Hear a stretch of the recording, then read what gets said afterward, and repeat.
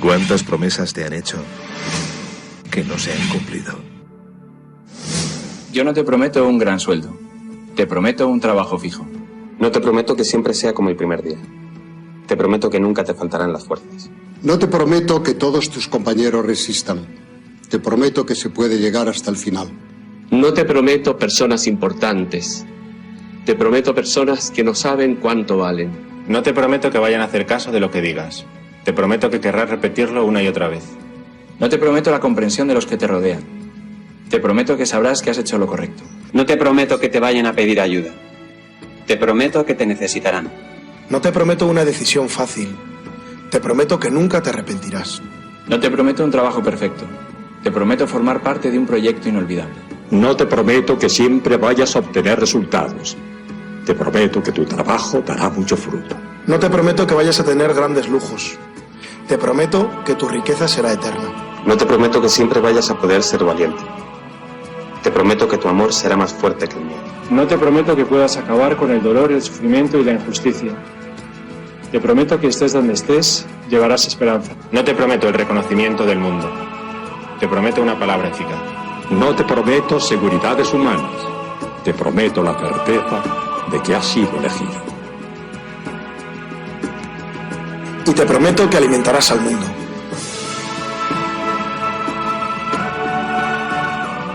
Unirás corazones. Acompañarás a los que sufren. Confirmarás a los que quieren ser fuertes. Experimentarás con ellos la verdadera alegría. Sumergirás a los hombres en la verdad. Y serás sacerdote, testigo de Jesucristo.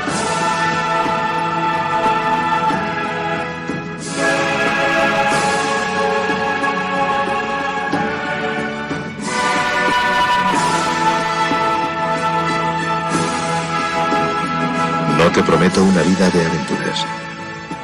Te prometo una vida apasionante.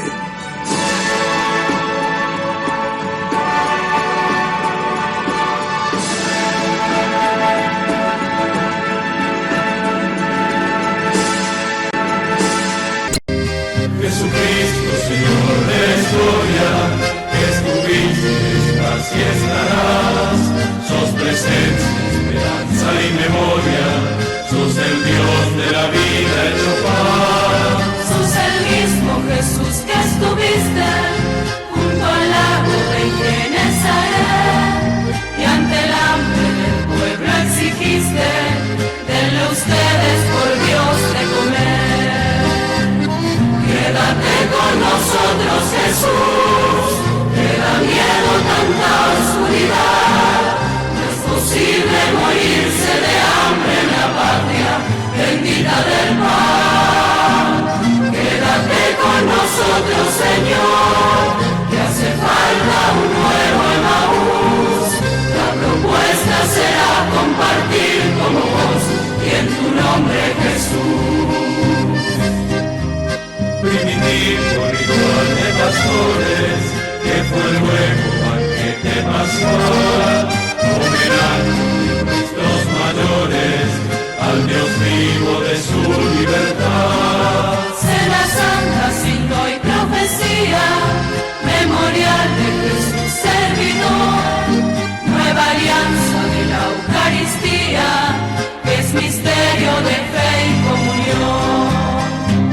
Quédate con nosotros, Jesús, que da miedo tanta oscuridad. No es posible morirse de hambre en la patria bendita del pan. Quédate con nosotros, Señor, que hace falta un nuevo Emaús. La propuesta será compartir como vos y en tu nombre, Jesús, Jesús. ¿Cómo consolarlos? No hay palabras. Fíjense que un cónyuge que pierde al otro es un viudo o una viuda. Un hijo que pierde a un padre es un huérfano o una huérfana. Hay una palabra que lo dice, pero un padre que pierde un hijo, no hay una palabra.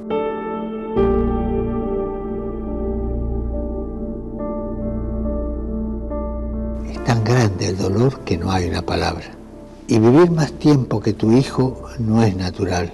El dolor que causa su pérdida especialmente es intenso. Las palabras de ánimo, a veces son banales o sentimentales, no sirven. Dichas con la mejor intención, por supuesto, pueden acabar agrandando la herida.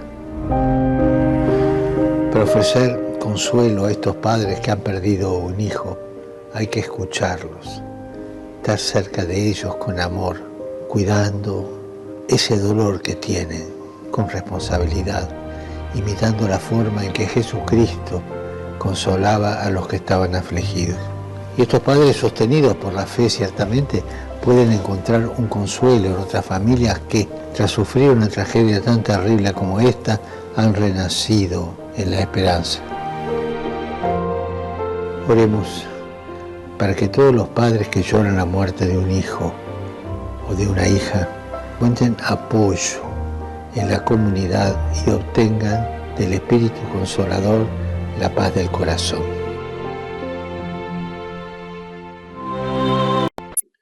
¿Alguna vez nos debemos preguntar por qué nos va como nos va y en qué momento se descompuso la sociedad argentina? La falta de empeño en lo que se encara, las tremendas faltas laborales que son comunes en la sociedad de hoy, los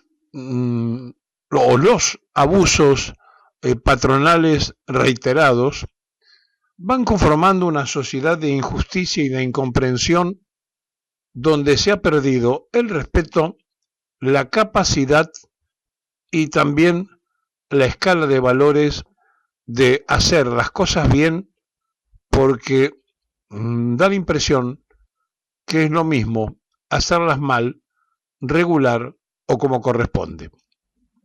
Y esto tiene una explicación, no es una sociedad que llega a esto solamente porque está mal alimentada.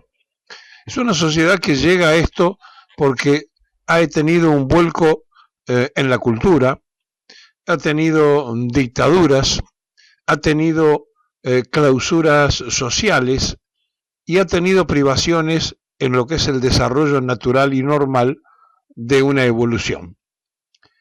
El pueblo argentino, que se destacó siempre por determinado nivel cultural, que se destacó por sus capacidades individuales, se ha sumido como uno más de los tantos y sufrientes pueblos latinoamericanos que ya no se distingue sobre la diferencia de sus hermanos porque se ha igualado para abajo. Y esta igualdad hacia abajo viene desde la pérdida de las capacidades, desde la falta de seriedad para encarar las cosas, de el abuso de los derechos laborales como venganza al tremendo abuso de los derechos patronales. Todo se ha desquiciado en una sociedad desequilibrante donde nadie pone el orden al mérito ni nadie premia al que conscientemente progresa y trabaja de acuerdo a las propias normas y leyes que se autoestablece en la convivencia de una sociedad. ¿Qué nos pasa? ¿Por qué llegamos a esto? Y enfrente, cuando uno se pregunta todo esto, tiene la respuesta. Sentamos en el sillón de Rivadavia al digno representante de esta mediocridad argentina, se llama Javier Milei. Y entonces, ahí nos vamos dando cuenta de en qué forma y de qué manera y de qué, diríamos, manera precipitada fue cayendo toda la sociedad para terminar en lo que terminamos, para tener la dirigencia que tenemos, que no es fruto de la casualidad, sino que es consecuencia de la sociedad que conformamos todos. Quizá un sociólogo podría explicar mucho mejor esto que nosotros, quizá un psicólogo avanzado social podría encontrar las formas de explicarlo, a lo mejor, ¿por qué no?, algún observador extranjero que mira la realidad argentina pudiera interpretarlo de una manera más simple, Pero nosotros que convivimos y que somos parte de este desmoronamiento de la sociedad argentina, estamos preocupados porque vemos que los niveles se bajan. Y en esto han contribuido muchas cosas.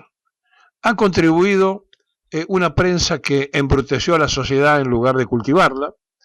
Ha contribuido un morbo informático donde se privilegia la desgracia ajena y no la virtud que debe ser excelsa y contagiante. Y entonces, mucho que nos pese a los periodistas, fuimos cambiando las reglas de la sociedad, consciente o inconscientemente, por orden patronal, porque no existe la libertad de prensa, sino la libertad de empresa, o por lo que fuere, pero fuimos haciendo uso y abuso de esas normas que fueron variando y conformando y deformando al nivel social del propio pueblo argentino que integramos y al que debemos informar. Y nuestra culpa no es única ni exclusiva, sino que es acompañada por la involución de la propia sociedad que ha perdido todas las normas de la conducta que marca el nivel cultural que sin embargo todavía existe y nos diferencia de la mayoría de los pueblos hispanos parlantes que habitan en el continente americano. Ahora, en un momento determinado alguien tiene que pararse, preguntar y preguntarse a sí mismo y responder qué nos está pasando, y entonces vamos a empezar a poder interpretar el nivel de la dirigencia que tenemos en la Argentina. Vamos a poder entender por qué los presidentes que tenemos, vamos a poder entender por qué los ministros que tenemos, vamos a poder entender por qué la falta de idoneidad es premiada a través del acomodo, a través de los arreglos, y es dejado de lado el camino del mérito. Y entonces, cuando una sociedad se desarrolla de esa forma, empieza a involucionar, empieza a encontrar distintos niveles al que venía en su desarrollo normal. Podemos buscar las excusas, podemos echarle la culpa a distintos regímenes que tuvimos en el país. Miren, podemos entrar a hacer lo que hacemos muy bien los argentinos, que la culpa siempre es del otro. Pero llega un momento que tenemos que usar el espejo, de mirarnos y allí encontrar verdaderamente nuestro yo. ¿Por qué estamos como estamos? Aunque parezca una verdad de perogrullo, es porque somos como somos. ¿Y por qué somos así si no lo éramos? Bueno, ahí está el secreto, en la deformación de una sociedad que había alcanzado un grado de madurez y de desarrollo cultural y que por razones que no viene al caso ahora analizar y profundizar, se fueron perdiendo, se fueron trocando, fueron cambiando, y nos encontramos frente a esta realidad. Un nivel laboral mediocre, un nivel dirigencial pésimo, un nivel de conducción inexistente, y estas falencias van agudizando cada vez más la sociedad que está sin rumbo y en un tambaleo permanente donde después miramos y decimos, ¿y por qué tenemos sentado el cachivache que tenemos sentado en la Casa de Gobierno? Porque no es nada más ni nada menos que el fruto de la sociedad. Y allí la pregunta es, ¿en qué momento se perdió el rumbo analítico?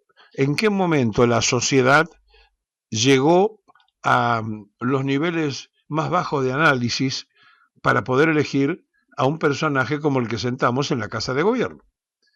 Y entonces empiezan los que justifican todo a decir que las razones fueron, y explican todas las que ustedes quieran escuchar, pero en definitiva ninguna termina explicándonos a nosotros que lo que hemos cambiado, los que hemos mutado, los que hemos sido parte de todo esto, tenemos una realidad que quizá al periodista, a los que vivimos de ese trabajo notable y noble de informar, nos cueste y nos duela aceptar que es así.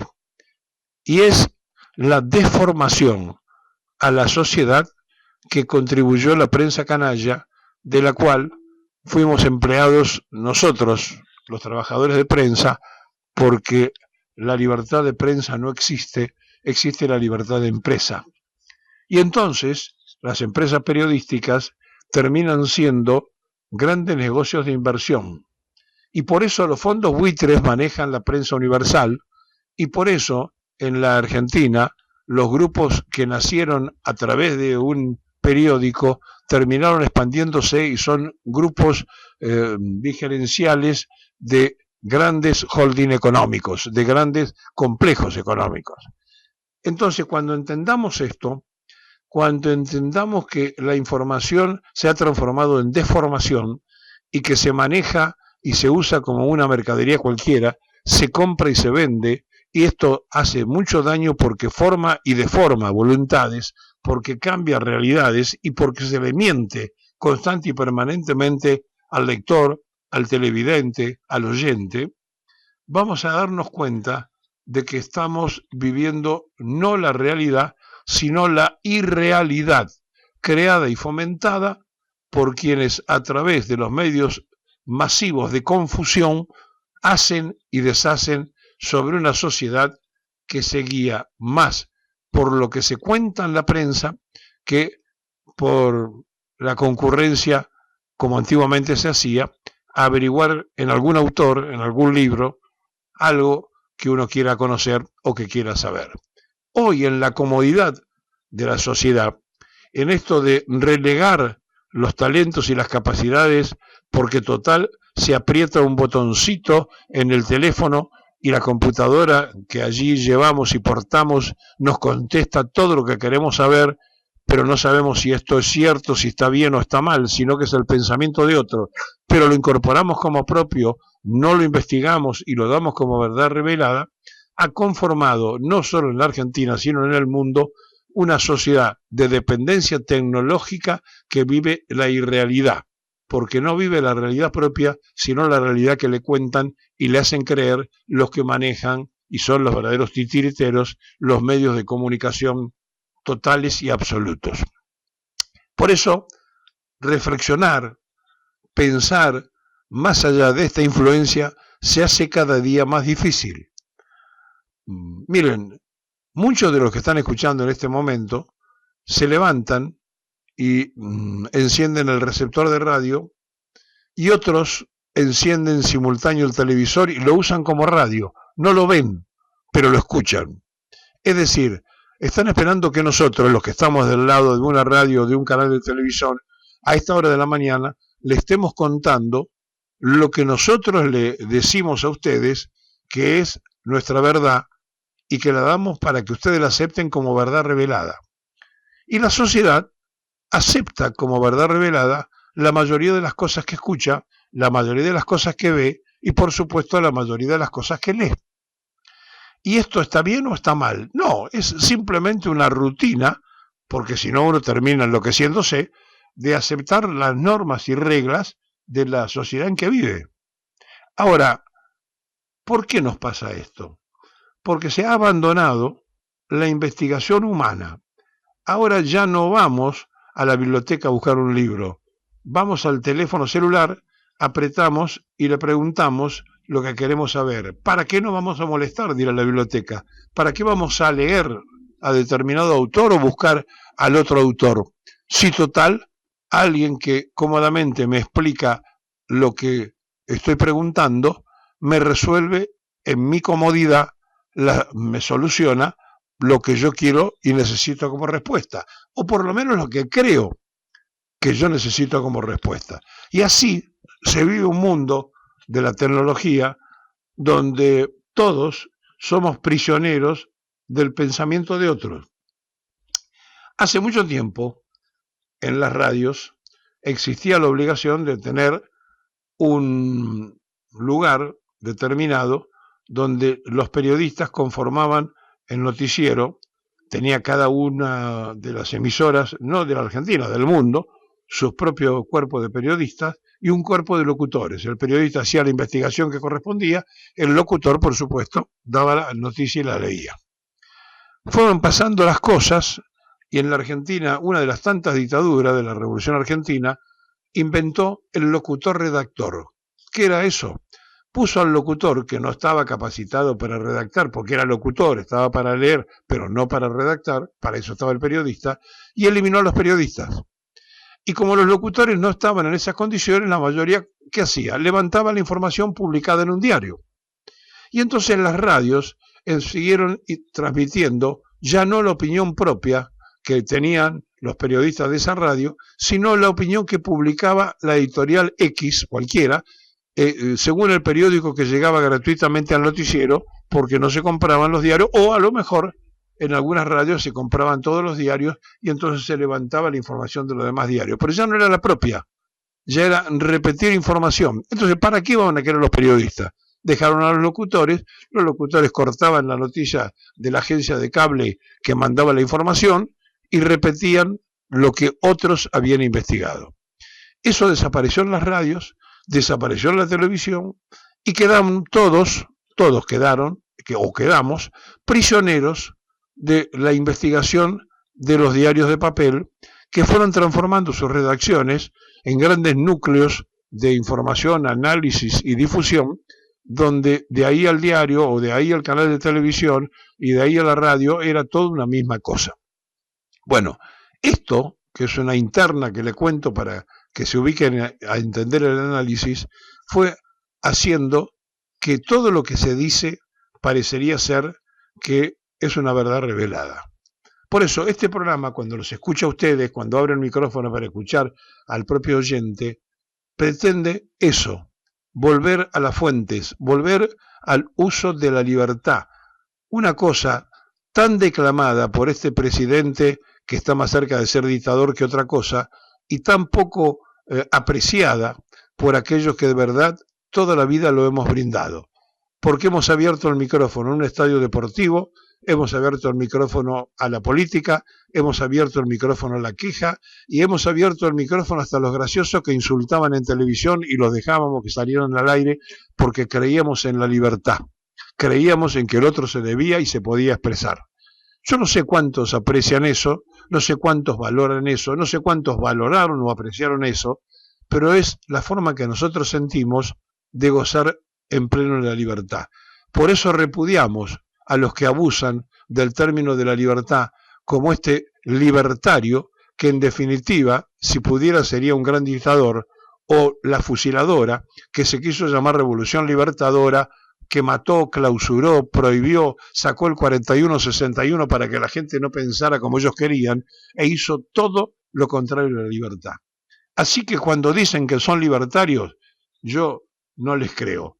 Si usted le cree, lo aceptamos, pero nosotros tenemos la experiencia de saber qué es la libertad y de confesar que en el periodismo no existe la libertad de prensa, que es mentira, existe la libertad de empresa, que todas las empresas se hacen con un fin económico, todos los programas de radio y televisión, incluido este, se hacen porque hay patrocinantes, si no, no se harían, se hacen porque se sirve a un objetivo de sostenimiento, si no sería imposible mantenerlo. Por lo tanto, todo es relativo y todo absolutamente es para que ustedes analicen sin creernos, ni a nosotros ni a los demás. Simplemente nosotros alertamos porque se ha hecho un verdadero estropicio con la libertad, con la palabra libre expresión, mintiéndole a la gente y hablando de libertad de prensa. La libertad de prensa no existe. Existe sí la libertad de empresa y cuando el empresario quiere, se acabó la libertad del periodista que está trabajando allí y no lo puede publicar nunca más. Y si molesta, se cierra hasta la agencia oficial de noticias porque los que están adentro no piensan como el gobierno de turno. Si no, pregúntenle a los ex empleados de Tele. En contacto con Lorena Salim, que ella es vicerrectora administrativa de la Universidad Nacional Madres de Plaza de Mayo. ¿Qué tal, Lorena? ¿Cómo te va? Hola, ¿qué tal? Buenos días. Gracias por el rato. Bueno, las noticias últimamente para la Universidad de Madres, para el sistema educativo, son malas, pero en particular ustedes vienen con una persecución constante. Nos enteramos que han entrado a la universidad en estos días. ¿Qué pasó? ¿Qué nos puedes contar? Sí, lamentablemente en el transcurso de esta semana, cuando el personal de la universidad llegó para cumplir sus tareas, encontraron que algunas personas o una persona, no lo sabemos, había irrumpido en la sede de la universidad, forzando cerraduras de muebles, rompiendo máquinas y sustrayendo documentación, tanto en papel como documentación digital. Fue un ataque muy evidente, con grandes sesgos terroristas, si se quiere, porque dejaron todo desparramado, desarmado, los biblioratos vacíos por el piso, bueno, una cuestión bastante calamitosa y preocupante. Lorena, recuerdo no hace mucho, fue este año, 3 meses hará, que también hubo un daño en la cortina que dejó trabajadores y trabajadoras, incluida la rectora, del lado adentro, luego con presencia de infantería, y se hizo todo por el Ministerio de Justicia, que es un lugar por el que comparten. ¿Tiene idea por dónde entraron?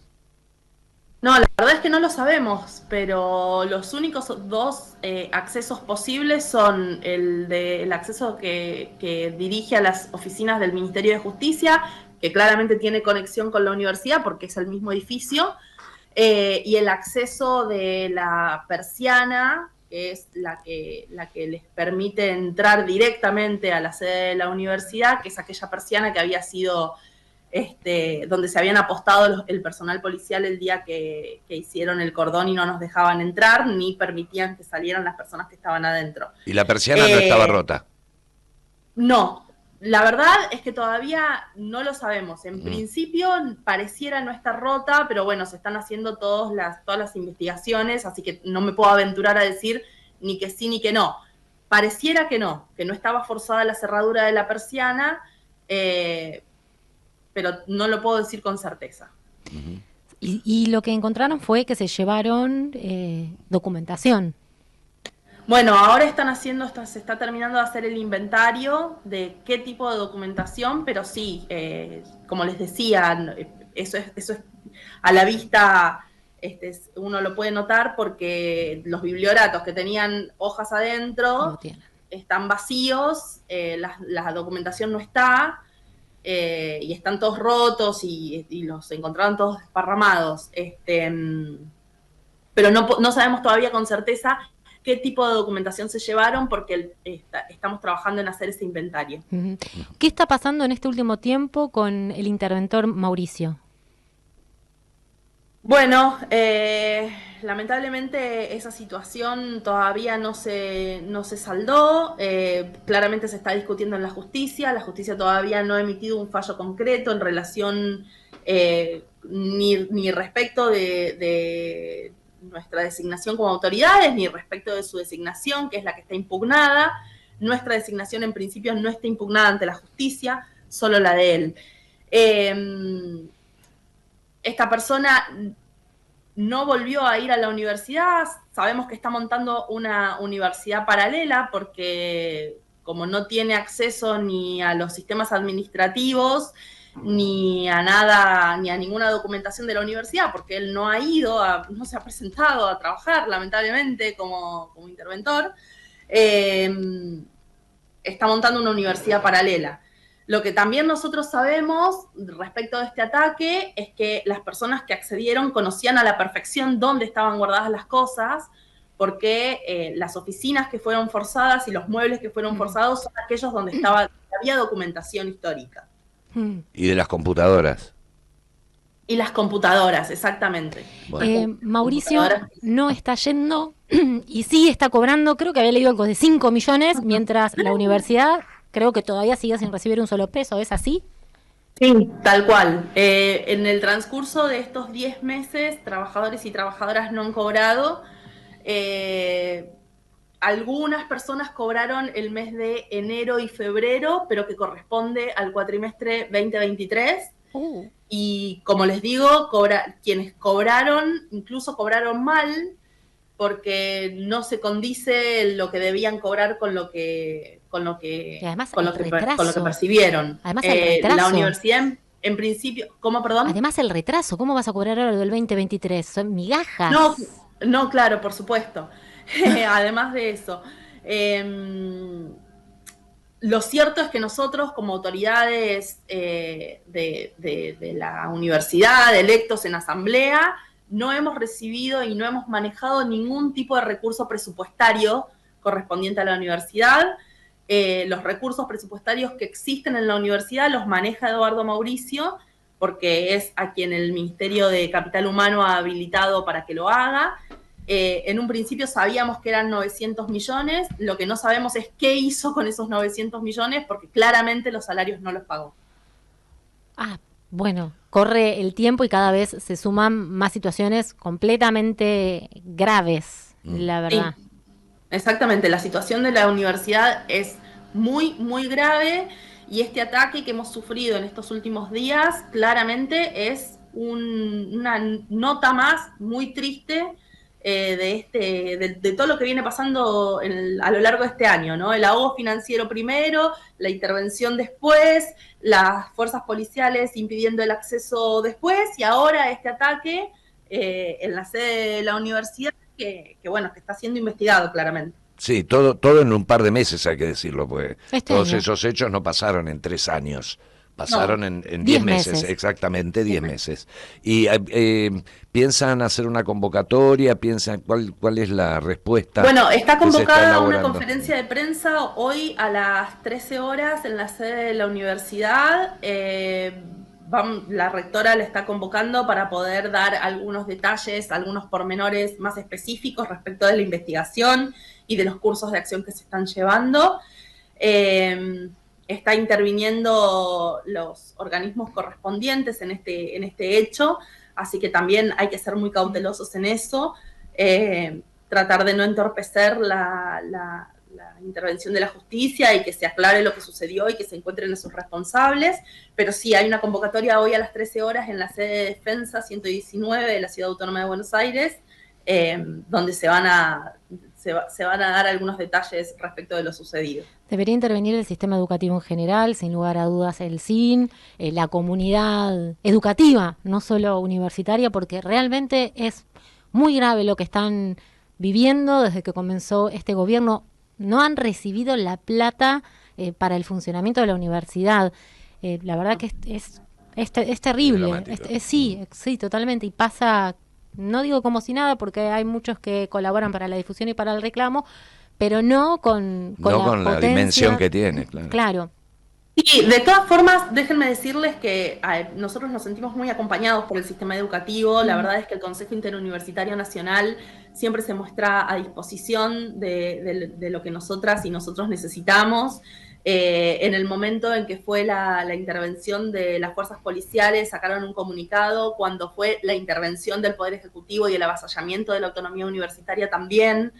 Lo que pasa es que es mucho. El ataque al sistema universitario en su conjunto es tal que muchas veces uno no alcanza a repudiar un hecho que ya está sucediendo otro. Claro. No nos terminamos de recuperar del veto, de la ley de financiamiento, que nos está pasando esto a nosotros. Sí, es un plan sistemático, claramente. Exactamente. El ataque es tan sistemático y es tan continuo que uno pierde capacidad de reacción muchas veces.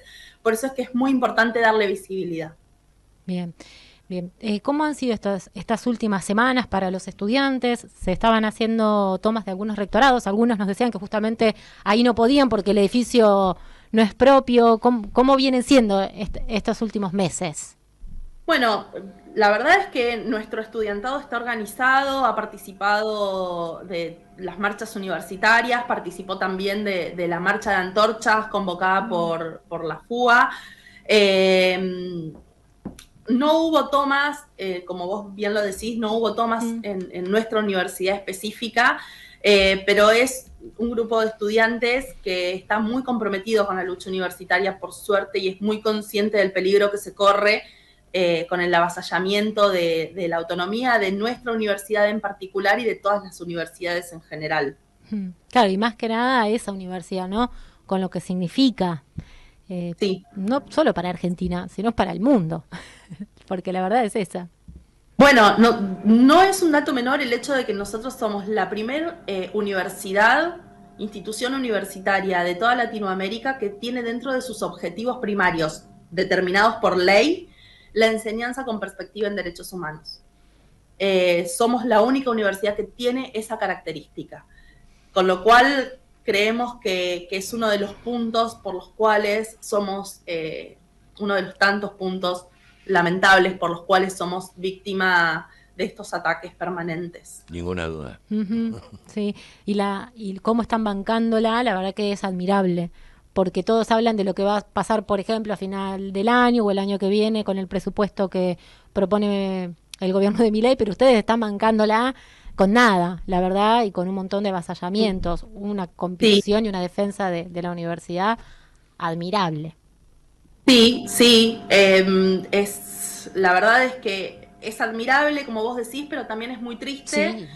Somos una comunidad de trabajadores y trabajadoras que no percibe su salario, que por supuesto le seguimos poniendo todo el empeño para poder sostener las clases porque entendemos que es dentro de las aulas donde se defiende verdaderamente a la educación pública, pero tampoco podemos continuar de esta manera. No, claro. Tampoco podemos continuar de esta manera. No, ni ustedes como trabajadores y trabajadoras y tampoco los estudiantes. Ni el Exactamente. país. Ni la comunidad, claro. Ni el país. Nadie, la verdad. Exactamente. Bueno, Lorena, gracias por el rato. Estamos a disposición para visibilizar lo que sea necesario. Bueno, muchísimas gracias y les esperamos ahora a las 13 horas en la sede de la universidad para la conferencia de prensa. Gracias. Abrazo. Contencioso administrativo, que es una causa colectiva, donde hay un montón de comedores y que la inició la UTEP con el CELS, para que el Estado vuelva a hacerse responsable de garantizar ese derecho, que es nada más y nada menos que comer. Comer en un país con amplia extensión, con poca población para la extensión que tiene, y con producción de alimentos que sobran, y con empresas de alimentos que están teniendo unos balances absolutamente astronómicos, tenemos por lo menos el 25% de la población que no puede comprarse su comida. Y esto no es nuevo, porque yo sé que me van a decir, pero cuando asumió Milei había pobreza. Había un montón de pobres. Hay un montón de pobres cuando asumió Milei. Demasiados. Siempre son demasiados. Hay un montón. Y esa es una de las razones por las que ganó. Porque el gobierno anterior, peronista, no resolvió esa situación. El gobierno anterior, macrista, no quiso resolver esa situación. Pero lo cierto es que había. Ahora, este gobierno tomó la decisión de que esos pobres se multipliquen.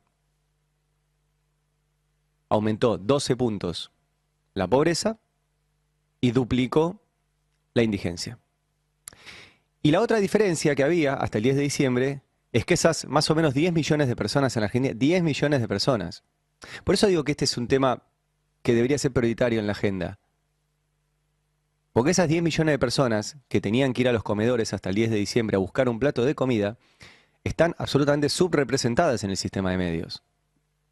Si la representación en el sistema de medios fuera proporcional, bueno, el 25% de los argentinos y argentinas va a esos comedores que dejaron de recibir comida. ¿Hoy es la noticia principal de los medios esto?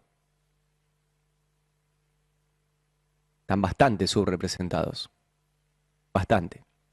Y todo esto arranca con un gobierno que decidió no solo no repartir comida, no repartir medicamentos, no hacer obra pública, no transferir fondos a las provincias, no invertir en seguridad vial, en todas las áreas te pone en peligro. Pero la comida es la que ves más rápido, porque dejas de comer. Dejas de comer. Y voy un poquito para atrás para que se entienda la secuencia que cómo termina en la causa, en el fallo de ayer. Este gobierno dejó de repartir comida apenas asumió y nosotros ya lo sabíamos por las denuncias que hacían los comedores. Paréntesis, algún día tendremos que volver a reivindicar y volver a discutir, como se discutía al inicio, al final del gobierno anterior, que las mujeres que sostienen esos comedores y que tienen triple laburo, un laburo que tienen que tener para sobrevivir, el laburo en sus casas, no remunerado, y el laburo en esos comedores para que sobrevivan otros. Triple laburo tienen esas mujeres y el Estado debería pagarles un sueldo. No solo no se los paga, sino que ahora las dejó sin el insumo y además les decía que no existían, que eran fantasmas, que eran chorros, que se robaban la comida. Y con ese argumento no les dieron más comida. Eso ya lo sabíamos.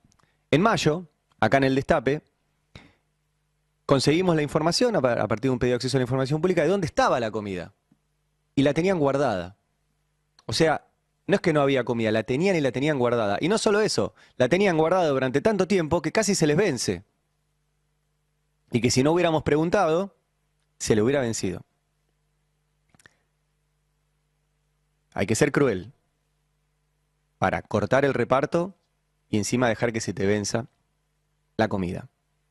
Primero dijeron que era mentira, después dijeron que era para catástrofes, después dijeron que estaba en mal estado, todos versos, una mentira tras de otra, hasta que finalmente le dieron una parte de eso, la leche en polvo, a una organización, a la Fundación Conin, que para entregarte comida te exige que vos estés de acuerdo con su política antiderechos. Antiderechos es en contra de la interrupción voluntaria del embarazo, en contra de los derechos de salud sexual. Su presidente, Abel Albino, dice que no hay que usar preservativos, que el SIDA traspasa la porcelana y que entonces no tiene que haber, por ejemplo, educación sexual integral tampoco. A esa gente le dieron la leche en polvo que se les iba a vencer si nosotros no lo publicábamos. Y mientras tanto, hay una causa penal contra los funcionarios que dejaron pasar esto, y donde ya varias instancias judiciales le dijeron al gobierno repartan la comida, y ayer llega este nuevo fallo que le dice al gobierno, dale, repartan la comida, repartan la comida. Y hoy es mucho más importante que antes.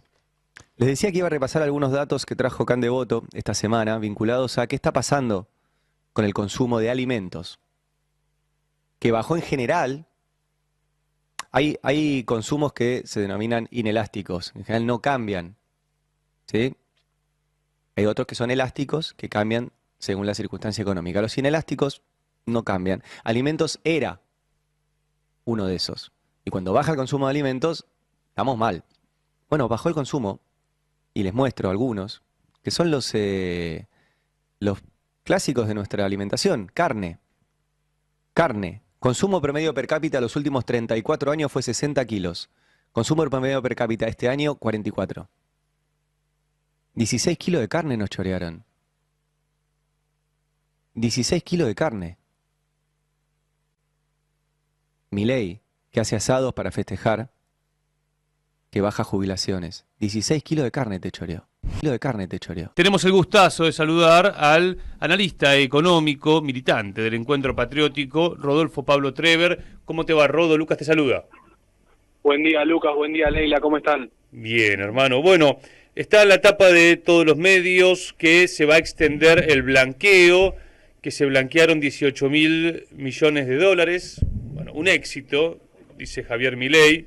Contanos, ¿cómo hay que ver este proceso, en realidad de destrucción de la nación y también de perdón a los ricos, a los que han delinquido, los están perdonando y están extendiendo como para que sigan entrando dólares?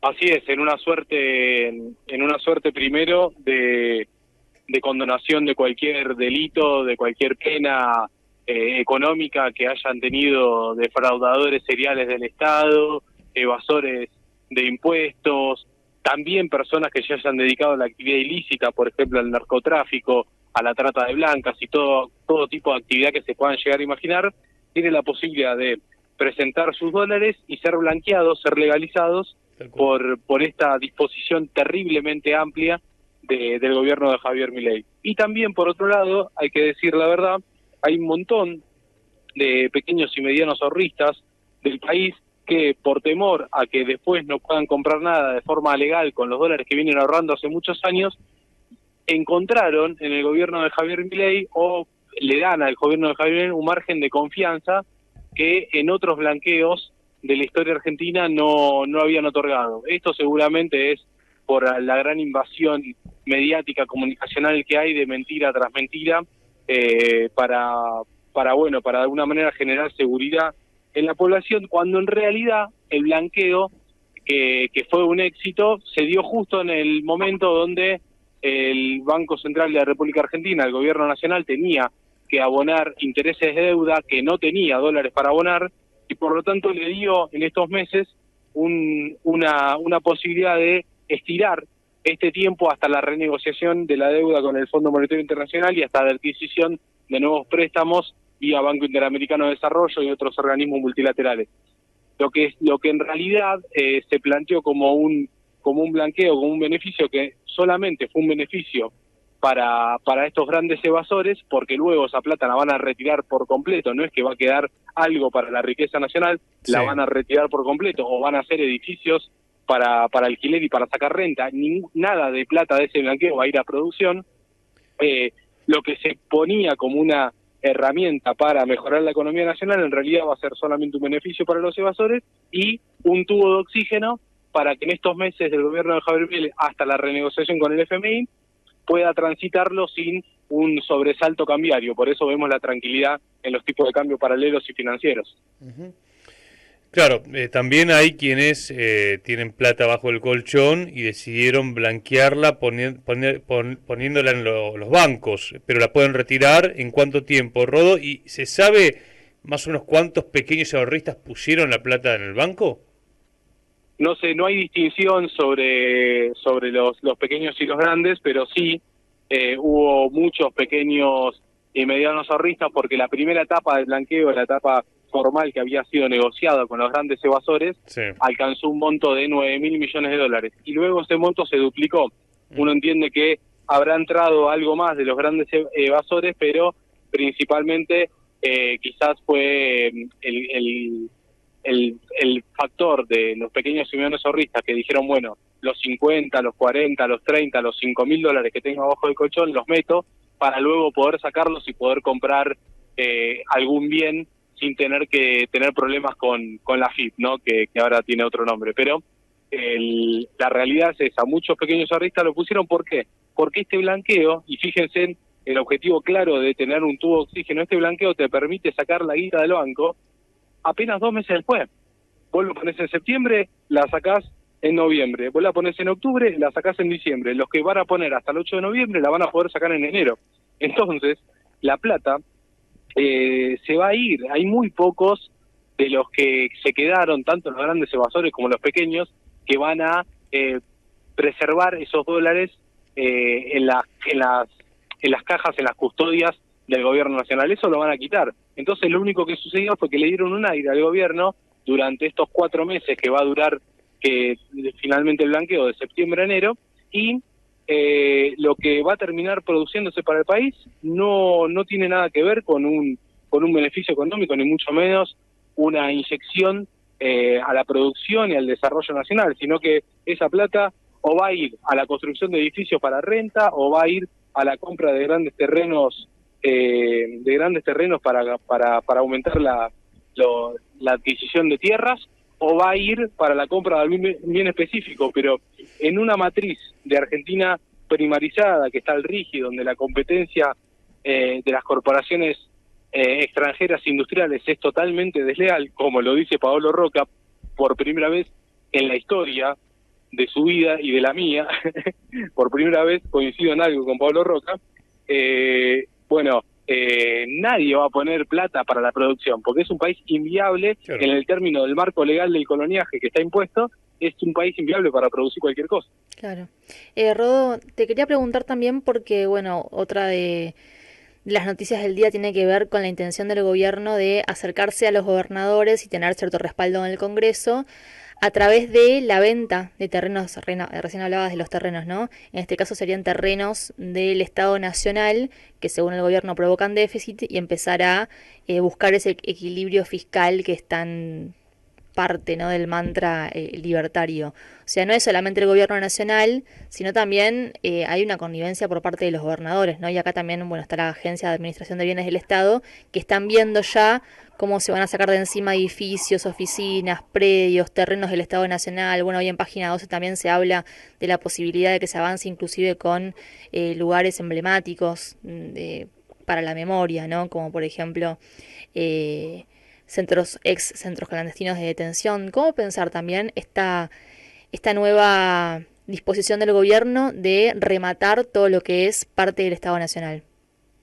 Bueno, ahí se salen dos análisis. Primero es el análisis de por qué no se hizo, no respectivo a los espacios de memoria y a los espacios culturales, y a los espacios de educación y de historia de la Argentina, sino con los otros grandes espacios de terrenos ociosos que hay en la Argentina, que los gobiernos anteriores no pusieron nunca al servicio de la producción, nunca montaron una empresa, nunca pusieron algo al servicio de producir y que genere ganancias. Primero está ese análisis, claro. la profunda crítica hacia ese modelo parasitario de no meter las manos en la producción y en la industria que tuvieron todos los gobiernos anteriores al de Milei. Y por otro lado está el análisis de lo que hace Milei, que no solamente no va a solucionar el problema de que el Estado no va a generar más ganancias, sino que eso lo va a rematar al servicio de privados, que luego, por lo mismo que explicamos anteriormente, por el marco legal que existe en la Argentina, el marco legal que prioriza la primarización y prioriza el saqueo, y que permite la fuga de capitales, esos terrenos van a quedar en manos de un privado que va a generar déficit para la economía nacional. ¿Por qué? Porque o no produce nada y no genera desarrollo, la ecuación es neutra, o genera alguna ganancia, alguna producción en el marco del RIGI y termina fugando mucho más capitales de lo que invirtió inicialmente, y por lo tanto le genera un quebranto mucho mayor a la economía nacional de el gasto que tiene el Estado Nacional por mantener esos terrenos de forma ociosa. O sea, lo que propone Milei es agravar el problema, no solucionarlo. Claro. Y aparte es cortoplacista, ¿no? Porque también pienso, por ejemplo, en los 90 se vendían las joyas de la abuela, pero llega un punto donde ya no tenés más nada que vender, más nada que regalar, que rematar. ¿Y qué pasa? Claro, Leila, es con la misma lógica que se plantea el blanqueo. Es que me entre guita ahora para zafar el momento, para mantener estabilidad cambiaria hasta las elecciones, y después voy a ver qué vendo. Después te vendo lo que se me ocurra. Entonces es una lógica cortoplacista, es una lógica que no tiene nada que ver con una mirada de desarrollo nacional, es una lógica que está en el marco del beneficio al sector privado y al sector concentrado de la economía, porque ahí cuando ingresa la subasta de quién compra el que más plata tiene. Entonces esas cosas terminan por favorecer a la concentración de riquezas y en este caso a la extranjerización de riquezas. ¿Por qué? Porque los que tienen más plata en la Argentina son corporaciones extranjeras arraigadas en el país y son ellos los que van a adquirir los lugares más valiosos de producción en nuestra patria. Es cierto, cuando vos arrancaste criticando a gobiernos anteriores, que si vos tenés terrenos que están ociosos, que no se desarrollaron para la producción nacional con un Estado empresario, sí. Es muy difícil después defenderlo. Nos pasó también cuando se discutía no a las privatizaciones. Bueno, lo cierto es que hay sectores importantes de la Argentina que están privatizados desde los 90, como por ejemplo la red troncal fluvial, ¿no? La mal llamada hidrovía del Paraná, que eso no lo han cambiado los gobiernos, ¿no? Desde el menemismo en adelante. Entonces, bueno, ¿cómo defendemos esa soberanía? Hay que poder explicar la posibilidad de un Estado empresario. Rodó, ahora está el tema del negocio financiero de los grandes. Lo charlábamos el otro día con Horacio Robelli de lo que son las letras del Tesoro, las LECAP. Estoy viendo una nota de Infobae que habla que rinden un 52% de tasa efectiva anual. ¿Nos explicás este negocio financiero? Porque claro, está el pequeño ahorrista que quizá, está diciendo, pongo la plata como para comprar un departamento o para poner algún negocio o lo que sea. Pero acá hay un negocio de grandes jugadores del terreno financiero que tienen un dólar que saben que no va a cambiar, que el gobierno le está diciendo crawling peg 2% mensual. Y ya nos decía Roberi la semana pasada que están tirándole caps hasta octubre del año que viene, es decir, que están tirando una fiesta financiera por lo menos de acá a un año casi asegurado. ¿No explicás eso?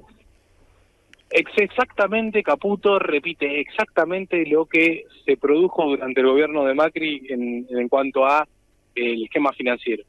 Altas tasas de interés en pesos, en este caso LECAP, letras capitalizables, pero en otros casos eran Levax, en otros casos pueden ser Lelix, le cambias el nombre, pero son instrumentos financieros en pesos que te dan un alto retorno, o sea, una alta tasa de interés. Vos ponés 100 y al año retirás 160, pero también los podés ir retirando, vendiéndolos en el mercado secundario y podés hacerte el interés diario, semanal, mensual, cuando vos quieras. Entonces, vos tenés un instrumento que te rinde más del 50% anual, con un tipo de cambio que devalúa a un ritmo del 30% anual. Entonces vos tenés tasas de interés más elevadas en pesos que la devaluación del dólar. ¿Y qué hacen los grandes jugadores? Vienen con mucha plata de afuera, ingresan a través de cualquier normativa de esta de lavado de activos y financieros que propone el gobierno. Meten $1.000 millones, lo pasan a pesos. Esos $1.000 millones pasados a pesos lo meten en un instrumento financiero con una tasa alta en pesos. Cuando ellos quieren, al mes, en concordancia, en acuerdo con el gobierno, al momento que ellos quieren, lo cambian de nuevo a dólares. Y entonces se hicieron efectivamente una tasa de arriba del 20% en dólares. Lo que termina pasando es un circuito de bicicleta financiera que le termina dando ganancias extremas, altísimas, en dólares a los grandes inversores, no son inversores, a los grandes especuladores que vienen del exterior justamente porque se hace este marco legal. Para entenderlo bien, Rodo, eso lo que genera es más deuda externa argentina. Sí, ¿por qué? Porque esos dólares que después el especulador tiene que fugar, lo tiene que pagar el Banco Central, por lo tanto genera escasez de divisas. Esta bicicleta financiera que fue famosa durante Sturzenegger, Caputo, en el gobierno de Macri, que se repite en este gobierno de Milei, Caputo y Sturzenegger nuevamente, lo que termina haciendo es, bajo la misma lógica, tocamos tres temas y los tres temas tienen la misma lógica, termina dando un aire fiscal de cortoplacista, como bien decía Leila, pero luego, en el momento donde los especuladores dicen, bueno, hasta acá llegamos, ahora nos llevamos la plata, ahí te genera un quebranto. Lo mismo con el blanqueo, lo mismo con la venta de terrenos. Todo es en una mirada cortoplacista que tiene un objetivo que es seguir aguantando, simulando que las cosas están saliendo bien, y que tiene como objetivo para los grandes especuladores extranjeros el saqueo, el robo, el hurto de las riquezas nacionales, el robo, el hurto de lo producido por nuestra patria. Finalmente, tema créditos hipotecarios. Ayer me comentaba un amigo, me dice, mira, el alquiler está imposible, y logró con la familia pedir un crédito al Banco Nación para acceder a una vivienda. Estoy viendo, se llama Más Hogares, el programa del Banco Nación para trabajadores en relaciones de dependencia, para jubilados y pensionados, autónomos y monotributistas, y también contratados con contrato anual vigente al momento del otorgamiento, es decir, es más flexible que otros créditos hipotecarios. ¿Pudiste ver las condiciones, Rodo? ¿Estás al tanto? Sí, hay una advertencia que hacerla al público en general, y hay algo que quizás es beneficioso también para el público. Primero, que los créditos estos hipotecarios, el Más Hogar, están atados al UVA. ¿Están atados? ¿Qué es el UVA? Es un índice que está atado a la inflación, y por lo tanto, si el día de mañana la inflación se dispara, hay una devaluación del 100%, y la inflación se dispara al 100%, tu deuda crece un 100%, tu interés mensual crece un 100%. Entonces hay que tener mucho cuidado con eso, porque en un momento parece pagable, viable la cuota, pero luego termina generándote un quebranto, como la casa está hipotecada, te quedas en casa y te quedas con deuda. Entonces ahí hay que tener cuidado. Pero la otra variante que ofrece solamente el Banco de la Nación Argentina, y por eso es importante el caso del ejemplo del Banco de la Nación Argentina, es que te da la posibilidad de que con 1,5% de tasa fija adicional, vos pagás un 1,5% de tasa fija adicional por año durante todo el crédito hipotecario, pero te ponen, a cambio de eso, te ponen como techo del UVA, como techo de la variación de la inflación argentina, te ponen el índice de variación salarial. Entonces, ahí la herramienta se vuelve interesante. ¿Por qué? Porque en un esquema de devaluación, en un esquema inflacionario, en un esquema de ajuste, el índice de variación salarial siempre sube menos que la inflación, y por lo tanto no vas a tener en el marco de que conserves el trabajo, no vas a tener un conflicto extremadamente grave para pagar la cuota del crédito. Bien. Están esos dos análisis. Primero, la advertencia sobre los créditos UBA, porque son muy peligrosos para las familias argentinas, y después está esta posibilidad del techo con índice de variación salarial que me parece interesante en el marco de una estabilidad laboral, y ahí vamos a otro punto. Este gobierno no garantiza estabilidad laboral y por lo tanto, si vos te quedás sin la cuenta sueldo que tenés en el Banco Nación que te permite adquirir ese crédito, te quedás sin los beneficios de la tasa y la tasa también te aumenta. Entonces, es un momento políticamente muy inestable para tomar un crédito, pero si se ve la posibilidad y se tiene acceso al crédito, la única variante que yo recomendaría es la que tiene el techo del índice de variación salarial. Rodo, querido, gracias, buen viernes y buen finde. Un abrazo para ustedes. Un abrazo para... Pueblo que escucha, únete a la lucha. Pueblo que escucha, únete a la lucha. Pueblo que escucha, únete a la lucha. Pueblo que escucha, únete a la lucha. Pueblo que escucha, únete a la lucha. Pueblo que escucha, únete a la lucha. Pueblo que escucha, únete a la lucha. Pueblo unido, nunca vencido. Pueblo unido, nunca vencido. Y luche, luche, luche, no deje de luchar. Y luche, luche, luche, no deje de luchar. Por un canto de obrero, obrero y popular. Y luche, luche, luche, no deje de luchar. Pobre el pobre que no luche, siempre callado nomás. Le han de robar su guitarra, nunca más ha de cantar. Y luche, luche, luche, no deje de luchar. Y luche, luche, luche, no deje de luchar. Por un canto de obrero, obrero y popular. Y luche, luche, luche, no deje de luchar. Pueblo que escucha, ¿qué cosas tiene mi pueblo que no las puedo callar? Cualquiera viene y le ofende y él calladito nomás. Pero guarda al que trampea, pero guarda al que le miente, porque mi pueblo no es tonto, porque mi pueblo es valiente, porque mi pueblo algún día cuando la sangre reviente habrá de salir cantando con un fusil en la frente. Y entonces no habrá más niños durmiendo bajo los puentes, ni obreros, ni campesinos, siempre apretando los dientes, porque mi pueblo es de machos y nadie me lo